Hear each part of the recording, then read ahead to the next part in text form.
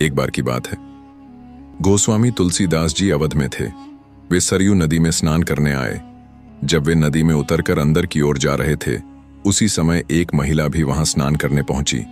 उसे जल्दी स्नान करना था।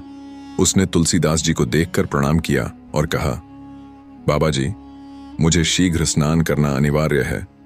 आप उस ओर मुख कर नदी में खड़े हो जाइए। आपको आपके राम जी की शपथ है, जब तक मैं ना कहूं आप न पीछे मुद्द कर देखेंगे, न नदी से बाहर निकलेंगे। गोस्वामी जी ने भी उन महिला को आश्वासन दे नदी में महिला की ओर पीठ घुमाकर खड़े हो गए। कड़ाके की ठंड पड़ रही थी। महिला जल्दी जल्दी नहाकर भागी। जल्दबाजी में वह महिला गोस्वामी जी को पीछे मुड़ने व बाहर निकलने को कहना भूल गई।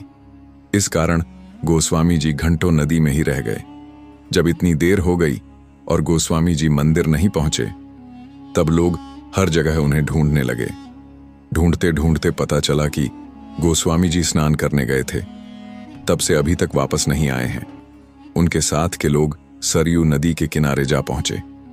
उन्होंने वहां पाया कि गोस्वामी जी नदी में खड़े हैं। उन्होंने गोस्वामी जी से बाहर निकालने का आग्रह किया। तब गोस्वामी जी ने मना करते हुए कहा, मैं बाहर नहीं निकल सकता हूं। एक महिला ने मुझसे शपथ ली है, यदि वह देवी मुझे बाहर निकलने को कहेंगी तभी मैं बाहर निकल सकता हूं। तुलसीदास जी की बात सुनकर सभी लोग हैरान हो गए। धीरे धीरे यह बात राजा के पास पहुंच गई। राजा कुछ समझ नहीं पाए।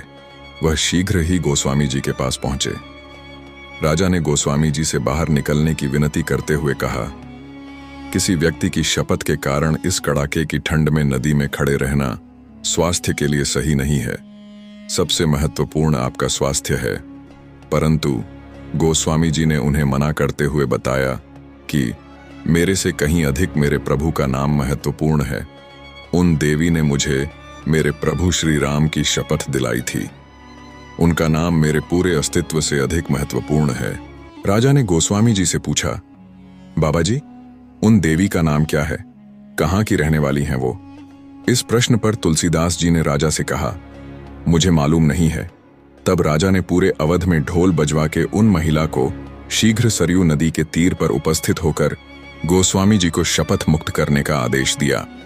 उन महिला को जैसे ही अपनी गलती का आभास हुआ, वे दौड़ती हुई नदी के तीर पर जा पहुंची। वहां हाथ जोड़कर क्षमा याचना करती हुई गोस्वामी जी से कहने लगी, बाबा जी, अब आप पीछे मुड़ सकते हैं और नदी से बाहर भी निकल सकते हैं। फिर कहने लगी, हे बाबा जी, मुझसे बड़ा अपराध हुआ। मैं दंड की भागी हूं। यदि आपकी दया हो तो क्षमा करें। गोस्वामी तुलसीदास ने मुस्कुराते हुए कहा, नहीं देवी, आपसे कोई अपराध नहीं हुआ है। मेरे प्रभु चाहते थे कि मैं यहाँ एकांत में श्री सरयू जी के जल में उनकी भक्ति करूं। मुझे ऐसा करने का शुभ अवसर प्राप्त हुआ।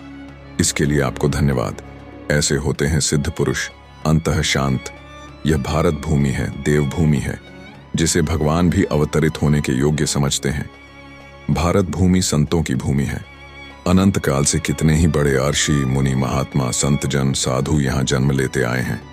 अपने ज्ञान की धारा से अपने समय में और उसके बाद भी लोगों को निर्मल करते हैं।